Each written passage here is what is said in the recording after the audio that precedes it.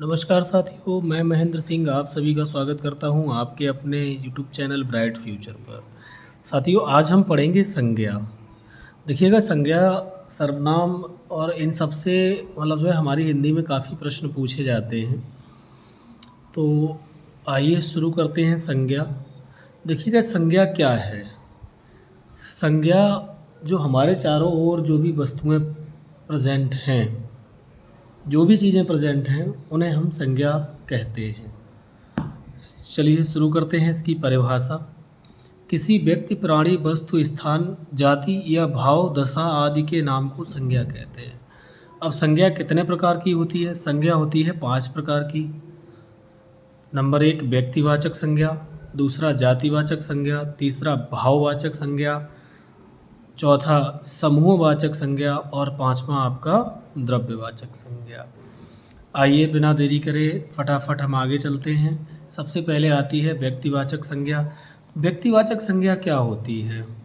व्यक्तिवाचक संज्ञा होती है जहाँ पर किसी विशेष नाम को प्रकट किया जाए, जहाँ पर किसी व्यक्ति या किसी वस्तु या किसी स्थान या किसी भी वस्तु का नाम आ जाए, वहाँ पर आपका होता है व्यक्तिवाचक संज्ञा। जैसे कि व्यक्तियों का नाम राधा, राम, राधा, मोहन, राकेश। देशों के नाम भी आ सकते हैं आपके, भारत, चीन, नेपाल, भूटान। इसके बाद दिशाओं के नाम, दिशाएं आपकी 4 होती हैं, उत्तर, दक्षिण, पूर्व, पश्चिम। इसके बाद आपका आता है संज्ञा में और जातियों के नाम। जैसे कि जातियाँ क्या होती हैं? भारतीय, चीनी, अमेरिकी, है ना, पाकिस्तानी, भूटानी। ऐसे जो भी जिस देश में रहते हैं वहाँ की जो है उससे विशेष नाम कर जो रहने वाले होते हैं उन्हें उनकी जाति से प्रकट कर देते हैं कि हम भारतीय हैं, वो चीनी हैं। इस तरीके के नाम भी आपके व्यक्तिवाचक संज्ञा के अंतर्गत आएंगे। अगला है नदियों के नाम। अब आपकी विश्व में तो बहुत सारी नदियाँ हैं, तो उन सभी के नाम क्या हैं? सारे के सारे आपके व्यक्तिवाचक संज्ञा में आएंगे। और नदी खुद क्या है? नदी अलग चीज़ है, नदी आपकी जातिवाचक संज्ञा है और नदियों के नाम जो हैं वो आपके व्यक्तिवाचक संज्ञा हैं। जैसे गंगा, यमुना, नील, नर्मदा, है ना, ताप्ती, गोदावरी, कृष्णा, कावेरी। ये सभी नदियों के नाम क्या हैं? व्यक्तिवाचक संज्ञा के अंतर्गत आते हैं। अगला है समुद्रों के नाम। अब समुद्र आपके मुख्य रूप से कितने हैं? 5। जैसे प्रशांत महासागर, हिंद महासागर, अटलांटिक महासागर, इसके बाद आर्कटिक महासागर, इसके बाद अंटार्कटिक महासागर। इसके बाद जो भी आपके सागर आते हैं जैसे कि काला सागर, भूमध्य सागर, ये सभी भी आपके व्यक्तिवाचक संज्ञा के अंतर्गत ही आएंगे। अगला है देखिएगा पर्वत जो है अगर कहा जाए तो पर्वत आपकी जाति है, तो इसे जातिवाचक संज्ञा कहेंगे। लेकिन जो आपका पर्वतों के नाम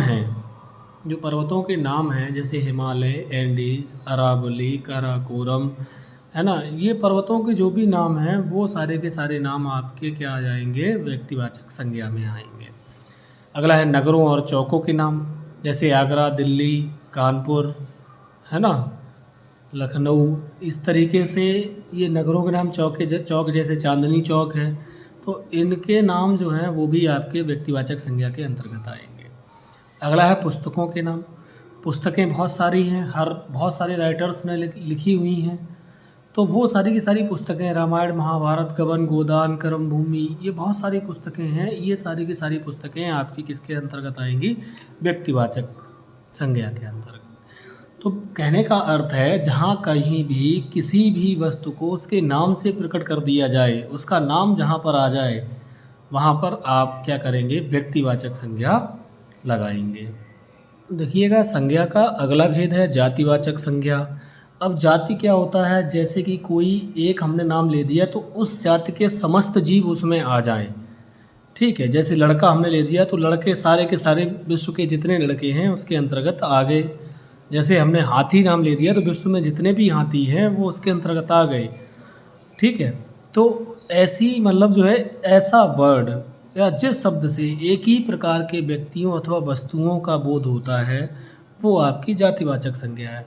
अब जैसे कि हमने कुर्सी ले ली तो कुर्सी में समस्त कुर्सियाँ आ गई। अब मान लीजिए कोई महाराजा की कुर्सी लगा रहा है, तो महाराजा अगर विशेष नाम दे रहा है तो वो व्यक्तिवाचक है।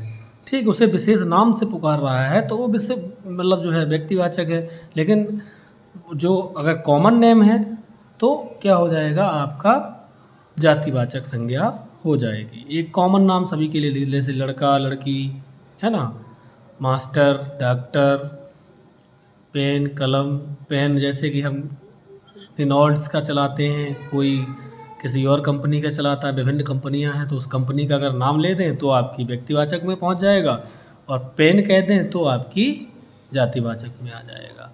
अब जैसे देखिएगा संबंधियों का नाम, संबंधी जितने भी संबंधी हैं वो सारे के सारे जातिवाचक संज्ञा के अंतर्गत आते हैं। जैसे चाचा, ताई, भाई, बहन, मामा, बुआ, जो भी जितने भी संबंध हैं वो सारे के सारे क्या हैं, जातिवाचक। लेकिन उनका अगर नाम ले दें, उनका अगर हम नाम ले दें, जैसे चाचा का नाम है मोहन, तो मोहन आपका व्यक्तिवाचक संज्ञा में पहुंच जाएगा। इसके बाद पदों के नाम, मास्टर, डॉक्टर, प्रोफेसर, है ना, वकील, पुलिस, तो ये सभी क्या हैं आपके, जैसे दरोगा, पुलिस नहीं, पुलिस तो क्या है, समूहवाचक संज्ञा के अंतर्गत आ जाएगी। लेकिन दरोगा या सिपाही जो है वो पदों के नाम है।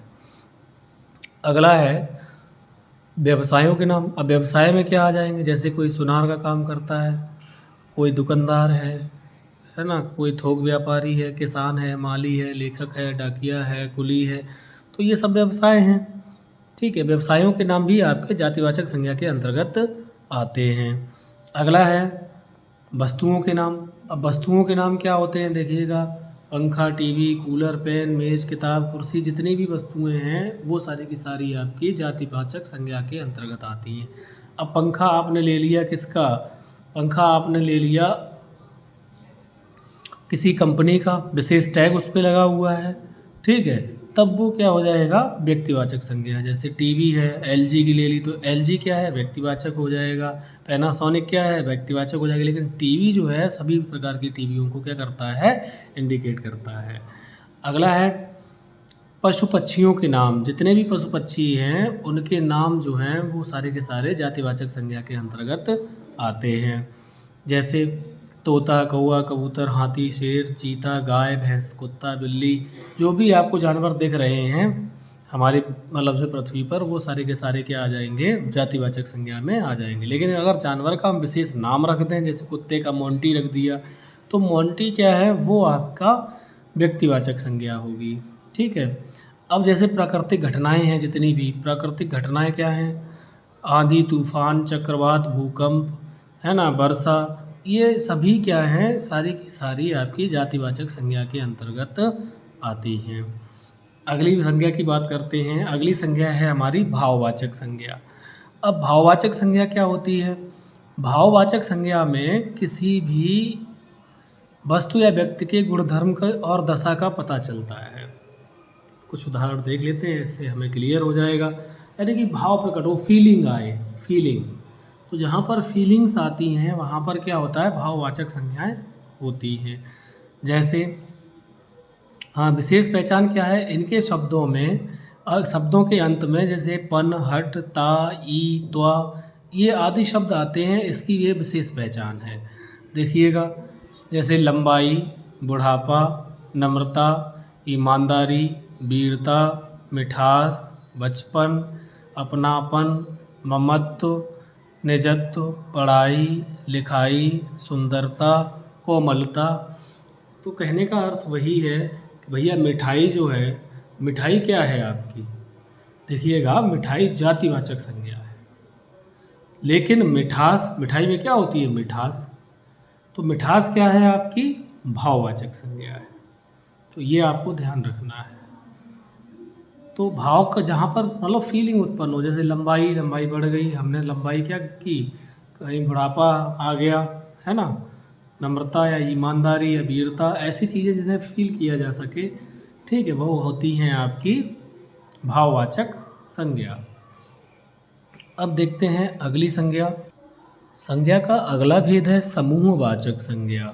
समूहवाचक संज्ञा क्या होती है, जहाँ पर हमें बहुत सारा मतलब जो है बहुत सारी चीज़ें इकट्ठे होने का बोध हो, यानी कि बहुत सारे आदमी इकट्ठे हो रहे हैं या बहुत सारे जानवर इकट्ठे हो रहे हैं या बहुत सारी चीज़ें इकट्ठी हैं, तो वहाँ पर क्या होता है, समूहवाचक संज्ञा होती है।